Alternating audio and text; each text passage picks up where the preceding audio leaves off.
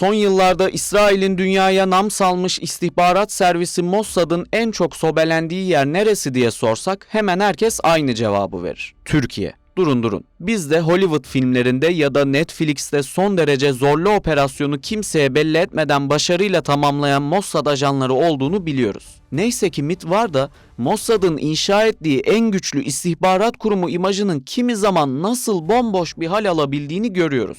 Sizin de tahmin ettiğiniz gibi bu videoda MIT tarafından Mossad'a yönelik gerçekleşen son operasyonun detaylarını konuşacağız. Unutmadan GZT'nin YouTube kanalına abone olarak bana ve ekip arkadaşlarıma yaptığınız işleri severek takip ediyoruz ve yenilerini bekliyoruz diyebilirsiniz. Her şeyden önce bir tespitle başlayalım. Ülkelerin birbiriyle ilişkisi nasıl olursa olsun istihbarat örgütlerinin alternatif bir rotası vardır. Siyasetçiler kamera önünde ne konuşursa konuşsun, asıl iş arka planda istihbarat yetkililerinin izlediği yol haritasıyla netleşir. Halihazırda bu dünyanın kendine has bazı jargonları gelişir. İşte istihbarat dünyasında yazılı olmayan ama herkesin bildiği kurallardan biri de casusluk yaparken yakalanan kişilerin sessiz sedasız şekilde karşı tarafa teslim edilmesidir. Bunu bir nevi centilmenlik anlaşması olarak düşünebilirsiniz. Eğer haberlerde casuslar suçüstü yakalandı haberlerine denk geliyorsanız iki ülke arasında bir sıkıntı olduğuna emin olabilirsiniz. Genelde birden fazla kez iş üzerinde yakalanma ya da karşılıklı mesaj verme amacı olduğunda bu yöntem izleniyor. Yani herkes haberdar ediliyor. Bu karşı ülkeye artık ülkemde bu tür faaliyetler yapma, kibarca uyardım ama anlamadın demek oluyor. İşte Türk istihbaratının bir numaralı kurumu MIT ile İsrail'in bir numaralı dış istihbarat servisi Mossad arasında yaşananlar da bu pencereden okunmayı hak ediyor. Artık iki ülkenin istihbarat servisi arasında halihazırda devam eden bir centilmen anlaşması olduğundan bahsetmek pek mümkün değil. Bunu hem İsrail'in açıklamaları hem Türkiye'nin bizzat sahada verdiği yanıtlardan görüyoruz. MIT'in Mossad'a son attığı gole geleceğiz. Ama biraz öncesine gitmezsek sahada yaşanan gelişmeleri tam anlamıyla anlamış sayılmayız. Aslına bakarsanız Türk istihbaratı yakın bir geçmişe kadar neredeyse tamamen ülke içine odaklanmıştı. Dış istihbarat konusunda ise Amerika başta olmak üzere diğer ülkelerden yardım alıyordu. Onların da kendi politikalarına göre bu desteği vermek ya da vermemek noktasında yol aldığını hepiniz tahmin ediyorsunuzdur. Ancak özellikle 2010'dan başlayıp günümüze kadar gelişen hikayede MIT belki de tarihinde hiç olmadığı kadar kendini geliştirdi ve istihbari açıdan büyük mesafe kat etti. Haliyle sonraki yıllarda ülke içinden ziyade önce bölgesel sonra uluslararası bir aktör olma yolunda hızla ilerledi. Bunları yaparken Türkiye'nin üçüncü ülkelerin operasyonlarına izin vermeyen bir yapıya kavuştuğunu da unutmamak lazım. Konuya yabancı olanlar için birkaç cümleyle bu kısmı açalım. Geçmiş dönemlerde kimi zaman Çeçenlerin, kimi zaman İranlıların, kimi zaman Rusların ya da bir başka ülkenin kritik isimleri Türkiye'de uğradıkları suikastlarda hayatını kaybediyordu.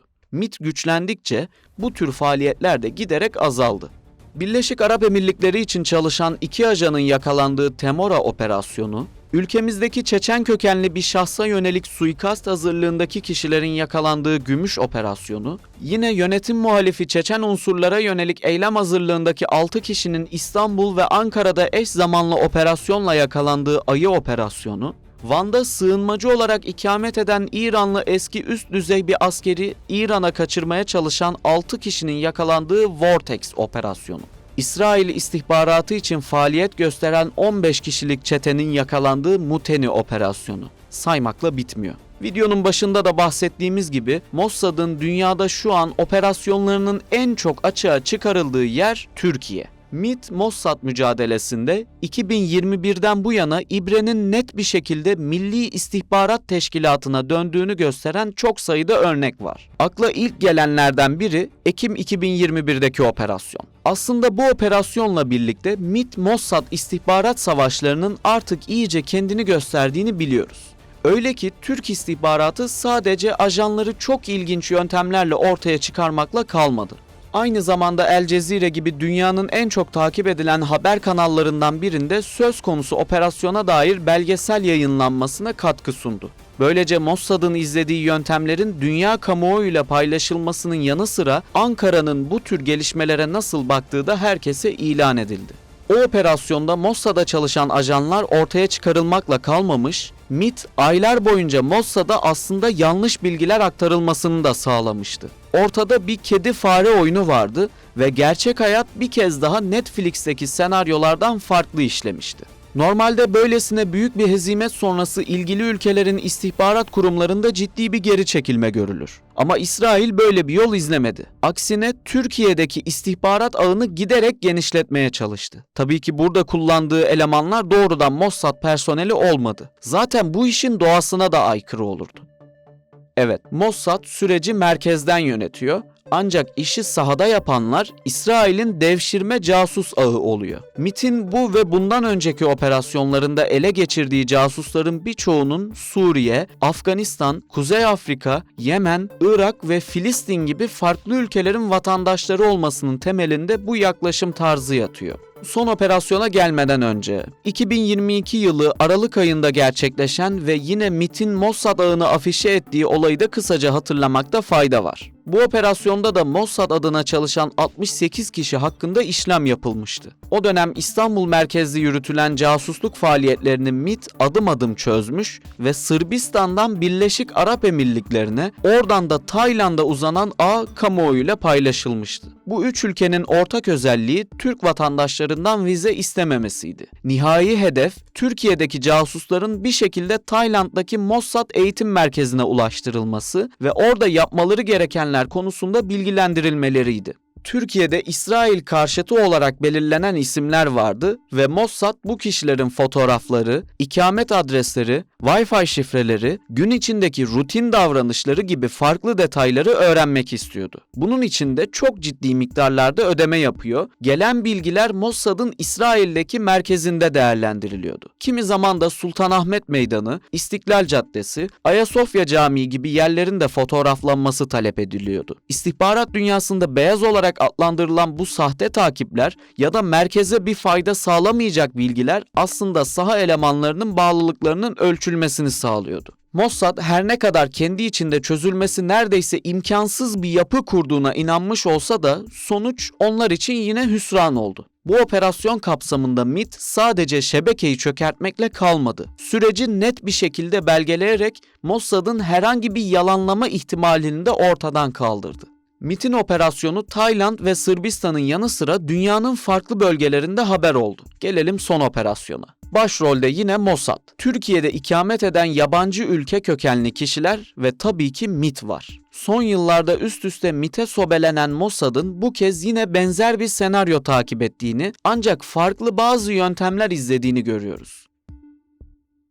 Gözümüze çarpan ilk detay Mossad'ın bu kez çok daha profesyonel isimler kullanması. Ki bu isimlerden biri kamuoyunun pek de yabancı olmadığı Hamza Turhan Ayberk. Ayberk eski bir kamu personeli olarak haberlere yansıdı ama biz biraz daha detay verelim. Kendisi eski bir emniyet müdürü. Uzun yıllar emniyet teşkilatı içinde farklı görevlerde bulunmuş bir isim. Haliyle Türk güvenlik bürokrasisini, istihbarata karşı koyma tekniklerini iyi bilen biri. Daha net bir ifadeyle Türkiye'nin olası bir istihbarat operasyonundaki bakış açısını, elindeki imkan ve kabiliyetleri, sürecin nasıl gelişeceğini en iyi tahmin edebilecek kişilerden. Çünkü yıllarca bu işler için eğitildi ve uzun yıllar içerideydi. 7 Ekim'deki Aksa Tufanı operasyonunun ilk saatlerinde büyük çoğunluk Mossad bilerek izin verdi düşüncesiydi. Ama saatler, günler, haftalar ilerledikçe sadece Mossad'ın değil, İsrail'deki diğer istihbarat örgütlerinin de nedenli büyük bir fiyaskoya imza attıkları daha net anlaşıldı. Evet, yere göğe konulmayan İsrail istihbaratı ne saldırı öncesi, ne saldırı sırası, ne de saldırı sonrasında sınavı geçemedi. Sonra yine bildik söylemler uluslararası medyada yankılanmaya başladı. İsrail'in üst düzey isimleri Katar, Lübnan ve Türkiye'de bulunan Hamas üyelerinin suikastlerle ortadan kaldırılması yönünde görüş bildirmeye başladı. İşte MİT-Mossad mücadelesinin en önemli dönüm noktalarından biri de bu oldu. Cumhurbaşkanı Erdoğan, İsrail'den gelen açıklamanın ardından bu konuya iki farklı yerde cevap verdi. Takvimler 6 Aralık 2023'ü gösteriyordu ve Cumhurbaşkanı A takımıyla beraber Katar'dan Türkiye'ye dönüş yolundaydı. İsrail'in gerekirse Türkiye'deki Hamas üyelerine operasyon düzenleriz demeci Cumhurbaşkanı'na soruldu. Erdoğan'ın yanıtını kesmeden sizinle paylaşmak istiyoruz ki hem o gün yaşananları hem bugünkü yansımalarını daha net anlatabilelim. Ne demişti Erdoğan? Her şeyden önce bu açıklamaları yapanlar demek ki Türkiye'yi tanımıyorlar. Türkleri tanımıyorlar. Bizi tanımıyorlar. Böyle bir yanlışa tevessül etmeleri halinde şunu bilmeleri gerekir ki bunun bedelini, bunun faturasını çok ama çok ağır öderler. Türkiye'ye, Türklere karşı böyle bir adımı atmaya eğer cüret ederlerse bunun bedelini bir daha bellerini doğrultamayacak surette ödemeye mahkum olurlar. Biz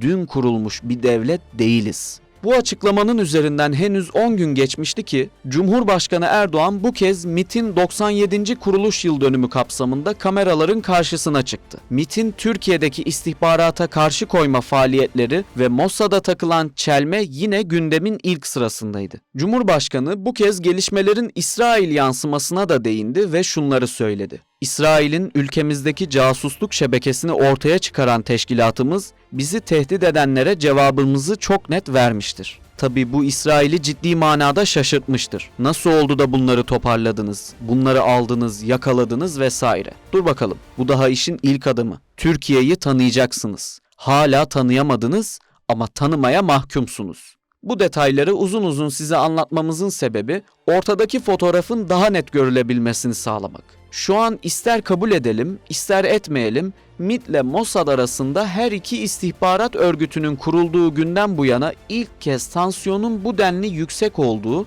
ve herkesin alarm durumuna geçtiği bir süreç yaşıyoruz. İşte Mossad'ın Türk Emniyetinden bir isme yönelik casusluk şebekesini onun etrafında şekillendirmesinin arka planında böyle bir geçmiş var. Mossad bu kez işi daha sağlam tutmak istemiş ve ekibini ona göre kurmuş. Ama sonuç yine değişmedi. Şimdi gelin son operasyonun detaylarına birlikte bakalım. Hamza Turhan Ayberk emekli bir emniyet müdürü. Dedektiflik şirketi var. Sıkça da haberlere çıkıp casusluk, dedektiflik, silahlanma gibi konularda görüş bildiriyor. Ulusal basında verdiği röportajları Mossad'a gönderip onları istediğim şekilde yönlendiriyorum, bana çok güveniyorlar dediğine adımız gibi eminiz ama tabii ki bunu ispatlayamayız. Neyse, devam edelim. Ayberk'e verilen görevler de diğerlerine benzer. Türkiye'de bulunan Orta Doğulu şahısları ve şirketleri yakından takip etmek, onlarla ilgili teknik bilgiler toplamak, fotoğraflarını çekmek ve günün sonunda elde ettiği tüm bilgileri Mossad'a iletmek. Mossad'a çalışan Ayberk'in bunları tek başına yapabilmesi imkansız. Ancak onun bir avantajı var. Emniyette uzun yıllar çalıştığı için çevresinde kullanabileceği hem emekli hem aktif görevi devam eden onlarca isim bulunuyor. Ayberk de bunun farkında. Bu nedenle emniyetteki kritik isimlerle bağını asla kesmiyor. Kimi zaman yaptığı ziyaretler ilgili şehrin emniyet müdürlüğü hesabından dahi paylaşılıyor. Mossad da süreci takip ettiği için onlar da bu gelişmeleri ellerini ovuşturarak izliyor. İlk başta kendisine verilen deneme görevlerini hızlı ve başarılı bir şekilde yerine getiren Hamza Turhan Ayberk'in de yükselmesi uzun sürmüyor. Artık daha riskli ama kazancı bir o kadar yüksek işler var sırada. Ancak mevcut haliyle Ayberk'in bunları yapması zor. Mossad'ın tezgahından geçip hem bazı yöntemleri öğrenmesi gerek hem de teknik açıdan desteklenmesi şart. İsrailliler buna da bir çözüm buluyor ve yine Sırbistan merkez ülke olarak seçiliyor. Buna 3. ülke buluşması diyorlar. Ayberk Sırbistan'a davet ediliyor ve Victoria Kod adlı Mossad ajanı ile otelde buluşuyor. Burada özellikle teknik takip için kendisinin çok işine yarayacak bazı programların nasıl kullanılacağı ve elde edilen bilgilerin Mossad'a aktarılması için izlenebilecek yollar çalışılıyor.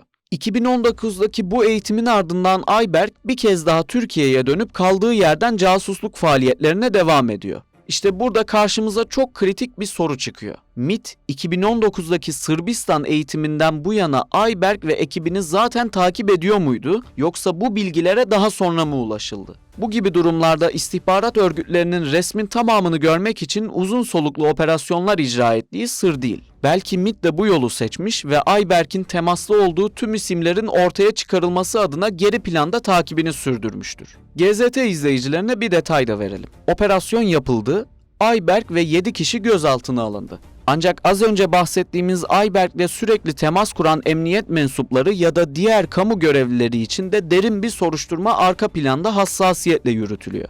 Mossad'ın Victoria isimli ajanından eğitim alıp Türkiye'ye dönen Hamza Turhan Ayberk, hedef kişileri izlemeye, onların şahsi bilgilerini bulmaya, kimilerinin banka hesaplarına erişmeye devam etti. Hatta Mossad'ın isteği üzerine hedefteki bazı isimlerin araçlarına gizlice takip cihazı yerleştirdi. Tabii tüm bunların bir karşılığı olacaktı. Daha önce Türkiye'deki casuslarına kuryelerle dolar gönderen ve bu yöntemi de ifşa olan İsrail bu kez kripto para yolunu tercih etti. Ayberk ve ekibine ödemeler kripto para üzerinden yapıldı. Ama sonuç yine değişmedi. Çünkü istihbarat dünyası James Bond filmlerine benzemiyordu. İsrail'in yıllardır milyarlarca dolar harcayarak sinema endüstrisi üzerinden inşa ettiği en güçlü istihbarat örgütü Mossad algısı da sahada işlemiyordu. Cumhurbaşkanı Erdoğan'ın dediği gibi olmuş ve Mossad hem sahada hem imajda çok büyük bir hasar daha almıştı. Peki ama nasıl oldu da Hamza Turhan Ayberk ve onunla bağlantılı isimler yakalandı? İşte bu sorunun cevabı koca bir boşluk. MİT kaynakları çok özel yöntemler kullanıldı deyip ilave tek kelime etmiyor. Tabii bunun da bir sebebi var. İstihbarat örgütleri ortaya çıkardıkları faaliyetleri nasıl başardıklarını mümkün olduğunca gizli tutar. Çünkü bu yöntemi başka işler için de kullanmak gerekebilir. Eğer kamuoyuna detaylar verilirse bu yöntemle ilgili karşı tarafta kendi yol haritasını geliştirebilir. Bu nedenle MİT'in Ayberk ve ekibini nasıl yakaladığını şimdilik bilmiyoruz. Elbette İsrail kendi çıkarları gereği dünyanın dört bir yanında casusluk faaliyetlerine devam edecek. Buna Türkiye de dahil. Ancak MİT'in ortaya koyduğu bu performans sadece Mossad'a yanıt olarak kalmıyor. Dünyanın diğer ülkelerine de Anadolu'da istihbari faaliyetlere girişmenin geçmiş yıllardaki kadar kolay olmayacağını gösteriyor. Operasyonla ilgili görünmese de aslında sizinle paylaşmak istediğimiz bir husus daha var. MİT'in Mossad şebekesini çökerttiğine dair haber ilk duyulduğunda biz hemen işe koyulduk. Günümüzde bir kişiyle ilgili bilgi edinmek istiyorsanız en güzel yolu onun sosyal medya hesabına bir göz atmak. Biz de Hamza Turhan Ayberk'in sosyal medya hesaplarına baktık. Karşımıza çıkan paylaşımlarda Müslümanlık, Türklük, İslam, Gazze'deki direniş gibi olaylara son derece hassas yaklaşan bir emekli kamu görevlisi vardı. Eğer profiline bakıp bir fikir yürütmek istesek, vatanına milletine yürekten bağlı, dinini her şeyin üzerinde tutan ve dünyadaki haksızlığa kendince ses çıkaran bir Türk vatandaşı izlenimi edinirdik. Ama gördüğünüz gibi profilinde bu paylaşımları yapan bir kişi, arka planda kendi ülkesinin aleyhindeki bir casusluk faaliyetinin tam göbeğinde yer alıyor. Sosyal medyada gördüklerimize nasıl yaklaşmamız gerektiğine dair adeta ders niteliğinde olan bu detayı sizinle paylaşmadan geçmek istemedik. Evet, operasyonun öncesini, sonrasını ve fotoğrafın genelini sizinle paylaşmaya çalıştık. MİT'in bu başarıları Hollywood filmlerine konu olur mu? Netflix üzerinden tüm dünyaya izletilir mi bilmiyoruz. Açıkçası pek sanmıyoruz da.